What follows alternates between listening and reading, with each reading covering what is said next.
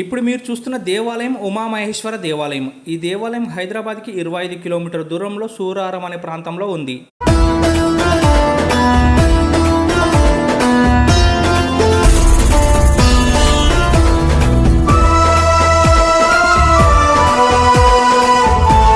ఈ దేవాలయంలో కైలాసగిరి సొరంగ మార్గం ఉంది. ఈ సొరంగం గుండా వెళ్లి శివుని దర్శించుకోవాల్సి ఉంటుంది.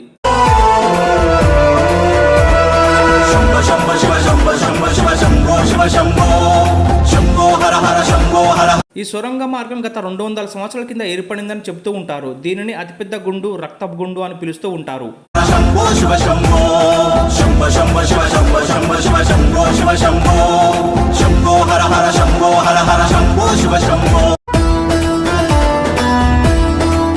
ఈ కైలాసగిరి స్వరంగ మార్గం గుండా వెళ్లి గుండు పైన శివుడు, ఆంజనేయ స్వామి మరియు వినాయకుని దర్శించుకోవాల్సి ఉంటుంది.